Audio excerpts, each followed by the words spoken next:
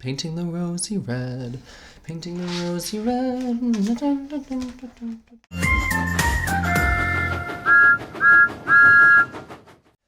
Hi everyone, Scarlowy Railway 01, aka the Engine Inspector here to talk about another Season 21 episode. Today's episode was the fastest red engine on Sodor.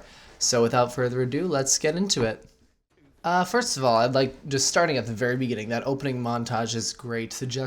The juxtaposition between Toby and James is fantastic, and it's really quite a funny little moment. I love the 2-second flashback we get to Thomas and the breakdown train. Nice nod to the past without being too going into a super long flashback like we've seen in another season 21 episode, the Terrence episode.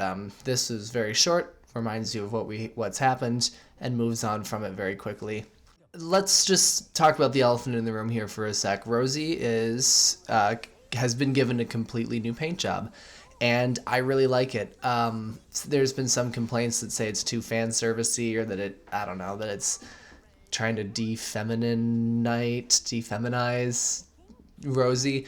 But I don't think that's the case. I'm going to be honest, the pink, the lavender, or whatever, was really ugly from the beginning. It was clearly meant to sell toys, and it didn't look anything like an even remotely real color scheme that you'd see on an engine. Not that they all have to be perfectly realistic, that'd be pretty boring, but that was a bit of a stretch. It was kind of like Molly's livery. It was just a little bit too much in the direction of crazy colors for my taste anyway. I know some people like it, but it just never worked for me. This is much better. I like that she has a number. I like that she has the NWR on her side. That's awesome.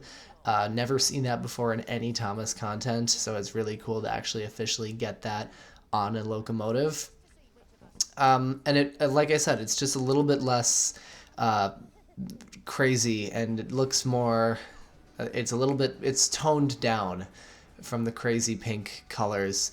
I think Christopher Audrey, or maybe it was one of his siblings, actually went on the record and said that in particular was something that they really disliked about where the series went. I don't remember, and if someone can find who said that or pull the interview, that would be great. But I feel like that's something that the actual Audrey family had a problem with, so it's kind of interesting to see that they've fixed it now. The main problem of the episode is railway related, which is always good to see. We have James with his brakes not functioning properly. Although I will say, I don't think steam engines have brake fluid. Someone can fact check that, but that stuck out to me right away. I was like, I don't think that that's something that steam engines have. But maybe Sam Wilkinson had the day off or something when they were working on that one. But either way, a small nitpicky thing doesn't detract from it overall. It does lead to an incredible runaway, which is the best runaway we have seen in ages. The crash at the end is amazing, and it feels very much like old iron, kind of. It's nice. We haven't seen a runaway like that in a while, where an engine goes really fast for a really long distance, and it was kind of a nice, nicely reminiscent to me of those classic series episodes where stuff like that happened. Season 2 in particular is what it made me think of. And the ending feels very railway serious to me, especially Rosie's lines.